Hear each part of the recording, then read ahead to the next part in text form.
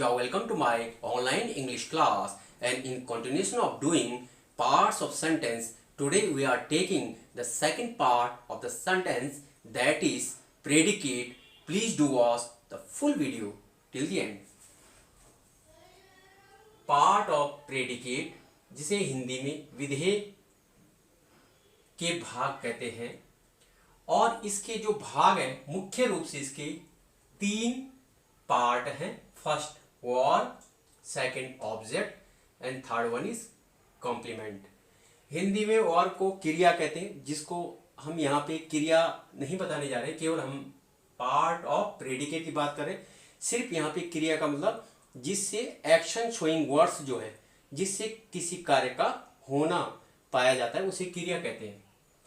और क्रिया से ही हमारा प्रेडिकेट वाला पार्ट शुरू हो जाता है, मतलब क्रिया भी उसमें शामिल है, क्रिया से ही शुरू हो जाता है. उसके बाद क्रिया के बाद जो ऑब्जेक्ट आते हैं, कई बार सिंगल ऑब्जेक्ट होता है और कई बार दो ऑब्जेक्ट होते हैं. पहले ऑब्जेक्ट को डायरेक्ट ऑब्जेक्ट और दूसरे को इनडायरेक्ट ऑब्जेक्ट.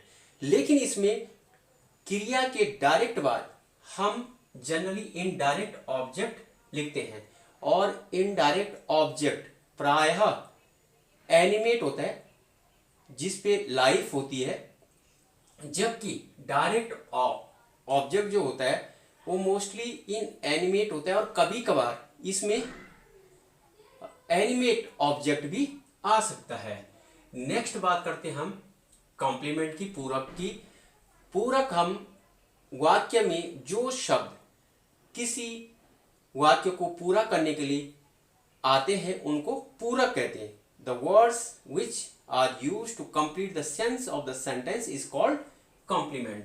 और ये कॉम्प्लीमेंट नाउन भी हो सकता है, प्रोनाउन हो सकता है, adjective, adverb, gerund, infinitive, noun clause, prepositional phrase और एडवर्ब क्लॉज और पास्ट पार्टिसिपल. इनमें से कोई भी कॉम्प्लीमेंट हो सकता है.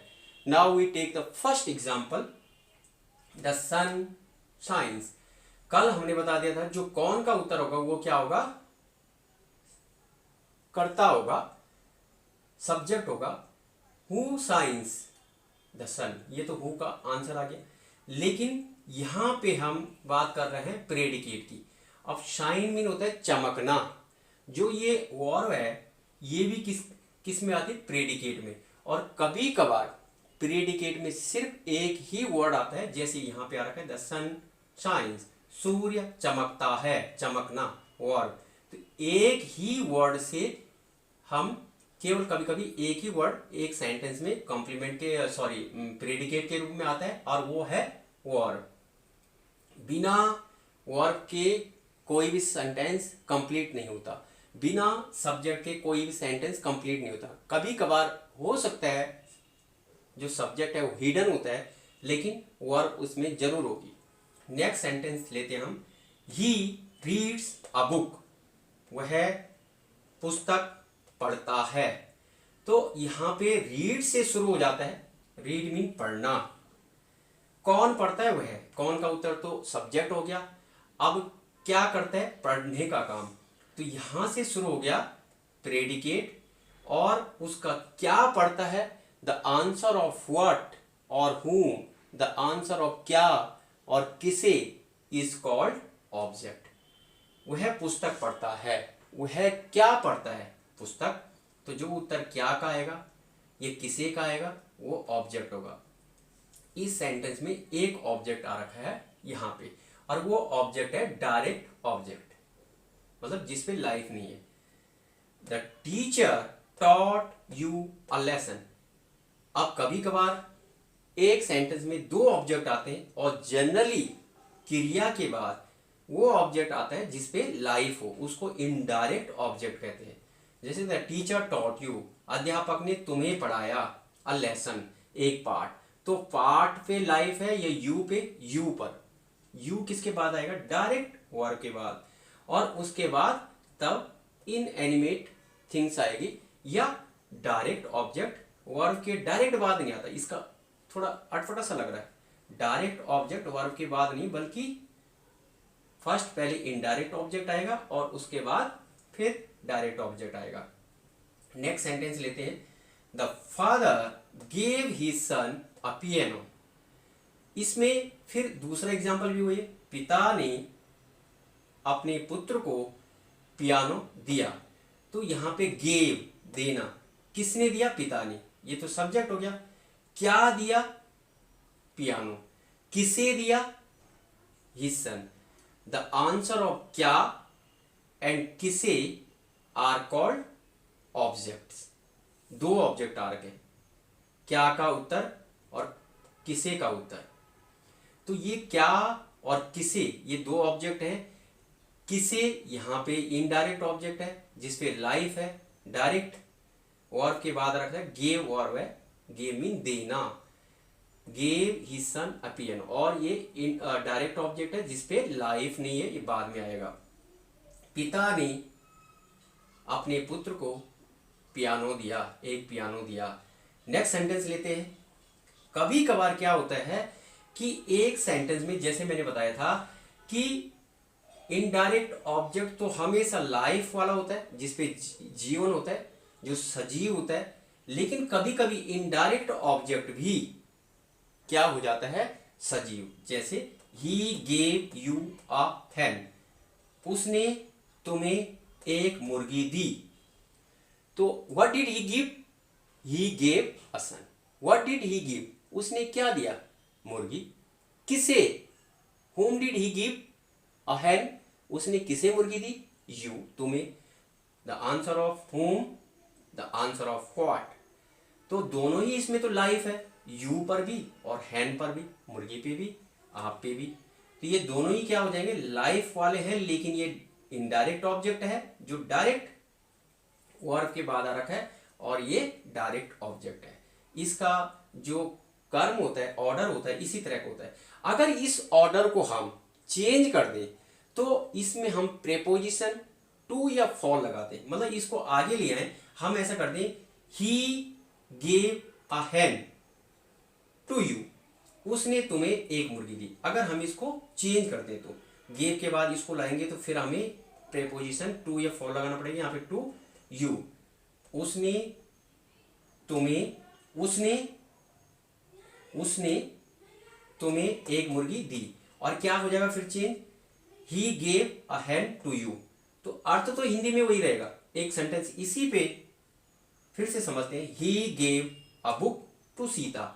यहाँ पे सीता लाइफ है, ये इनडायरेक्ट ऑब्जेक्ट है जो बाद में लाया हूं मैं। और यहाँ पे गेव के बाद, यही गेव के बाद बुक जिसपे लाइफ नहीं है, वो सीधे किसके बाद आ गया? वर्ब के बाद। अगर हमने इसको इंपॉर्टेंस ही देनी है, मतलब लाइफलेस ऑब्जेक्ट को, दैट इज डायरेक्ट ऑब्जेक्ट को इंपॉर्टेंस ही देनी है, तो हमें जो इनडायरेक्ट ऑब्जेक्ट होगा, इनडायरेक्ट ऑब्जेक्ट मैंने बताया हमेशा क्या होगा? लाइफ वाला होगा, एनिमेट होगा, जीवन जिसपे होगा। और अगर हम उसको बाद में लाते हैं तो उससे पहले टू या फॉर लगाते हैं। He gave a book to Sita, उसने सीता को एक पुस्तक दी। नेक्स्ट सेंटेंस है, आई एम अ टीचर। अब ये कॉम्प्लीमेंट की बात करेंगे। मैं एक अध्यापक हूं। यहां पर टीचर नाउन है, लेकिन नाउन किसका कार्य कर रहा है? कॉम्प्लीमेंट का। नाउन टीचर कॉमन नाउन है, तो कॉमन नाउन किसकी जगह पे आया है? आई एम, मैं हूं। तो कंप्लीट करने के लिए क्या? I am a doctor, engineer, teacher, farmer, कुछ तो बोलना पड़ेगा। Student. I am a teacher. Teacher मैंने बताया नाउन है, और किसकी जगह पे आया? कॉम्प्लीमेंट की जगह पे। यहां पे डायरेक्ट ये कॉम्प्लीमेंट है। नेक्स्ट है, ही लाइक्स हर। वह उसे पसंद करता है। वह लड़का उस लड़की को पसंद करता है। तो यहां पर जो हर है, हर क्या है? पर्सनल प्रोनाउन है। तो ये पर्सनल प्रोनाउन किसकी जगह पे आया है? कॉम्प्लीमेंट की। नेक्स्ट सेंटेंस है, यू आर ब्रेव। आप बहादुर हो। तो आप बहादुर हो, फैट हो, लंबे हो, और ब्रेव और ऑनेस्ट हो, ये सब क्या होते हैं? एडजेक्टिव। यू आर ब्रेव, ये क्या हो जाएगा? एडजेक्टिव, मतलब विशेषण। इसमें छिपा हुआ, you are a brave man. You are a brave boy. तो जो मैन बॉय है उसकी विशेषता बताने के लिए ये क्या है, ब्रेव आया, ये क्या है, एडजेक्टिव। नेक्स्ट सेंटेंस है समवन इज इनसाइड, कोई अंदर है। इनसाइड क्या है, इनसाइड एडवर्ब है, कहाँ, अंदर। द आंसर ऑफ कहाँ, the answer of where is adverb. तो कहाँ है, अंदर है। ये केवल यहां पर इज से लेकर और इनसाइड तक ये क्या है, कॉम्प्लीमेंट है। ये भी कॉम्प्लीमेंट, ये भी कॉम्प्लीमेंट, ये भी कॉम्प्लीमेंट। ये नाउन के रूप में, ये प्रोनाउन के रूप में, ये एडजेक्टिव के रूप में, ये एडवर्ब के रूप में। अब नेक्स्ट सेंटेंस देखिए, sentence number 11, I do not like smoking, मुझे धूम्रपान करना पसंद नहीं है। तो यहां से डू नॉट से, ये भी ऑक्सिलरी वर्ब है, मेन वर्ब है, और उसके बाद स्मोकिंग, लाइक के बाद स्मोकिंग, लाइक के बाद क्या आया, ये किसकी जगह पे आया, ऑब्जेक्ट की जगह पे। ऑब्जेक्ट की जगह पे हम क्या लिया है, जीरन। जिस वर्ब की फर्स्ट फॉर्म पर आईएनजी लगता है और उसका यूज हम जब सब्जेक्ट या ऑब्जेक्ट के रूप में करते हैं तो उस वर्ब को हम क्या कहते हैं, जीरन, स्मोकिंग। नेक्स्ट सेंटेंस है ही लाइक्स टू प्ले, उसे खेलना पसंद है। तो यहां से फिर लाइक्स वर्ब है, यहां से प्रेडिकेट शुरू हो जाएगा।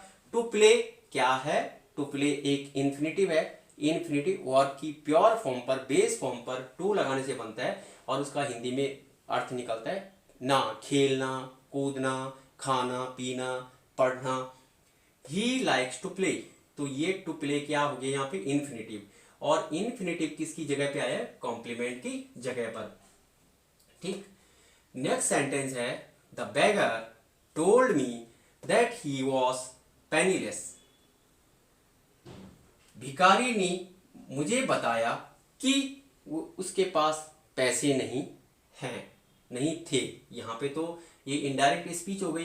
तो द बैगर तो यहाँ पे सब्जेक्ट हो गया। Who told me, the bagger told me, the answer of who is called subject. अब किसे बताया, मुझे, ये ऑब्जेक्ट हो गया। लेकिन ऑब्जेक्ट के बाद ये कौन सा ऑब्जेक्ट है, इनडायरेक्ट ऑब्जेक्ट जिसपे लाइक है। इसके बाद आया दैट ही वॉज पेनीलेस। ये दैट ही वॉज पेनीलेस ये नाउन क्लॉज है। इसे नाउन क्लॉज को किसे कहेंगे, group of words that function as a noun in a sentence, शब्दों का वह समूह जो किसी वाक्य में नाउन की तरह कार्य करे। जैसे आई एम ए टीचर, यहां पे टीचर आया, यहां पे क्या है, दैट ही वॉज पेनीलेस, पूरा का पूरा ये जो चार शब्द हैं ये पूरे के पूरे के हैं नाउन क्लॉज है, group of words that function as a noun. तो ये भी क्या हो जाएगा, नाउन क्लॉज कॉम्प्लीमेंट यहाँ पे यूज हो रहा हो, और ये ऑब्जेक्ट है। नेक्स्ट सेंटेंस है the news turn him mad. अब क्या हो गया कि समाचार ने उसे पागल कर दिया, मतलब ऐसा समाचार सुना कि वो पागल हो गया। तो हिम फिर ऑब्जेक्ट है और मैड क्या है, एडजेक्टिव है। तो ये जो एक ऑब्जेक्ट उसके बाद फिर एडजेक्टिव, इस तरह का भी कंस्ट्रक्शन हम सेंटेंस में देखते हैं। नेक्स्ट है 50 number, here comes the bus. Generally हम देखते हैं कि सब्जेक्ट सेंटेंस के फर्स्ट में आ रहा है और ऑब्जेक्ट, ये कॉम्प्लीमेंट, ये प्रेडिकेट पूरा का पूरा बोलेंगे हम, अगर वर्ब को भी इन्वॉल्व कर दे वो सब्जेक्ट के बाद आता है। लेकिन कभी कभी इस तरह के सेंटेंस हमें देखने को मिलते हैं, हियर कम्स द बस, बस ये आ गई है। तो हियर यहाँ ये तो एडवर्ब हो गया, कम्स ये क्या हो गया, वर्ब हो गई, और द बस ये क्या है, सब्जेक्ट है यहाँ पे, तो ये तो बाद में आ गया।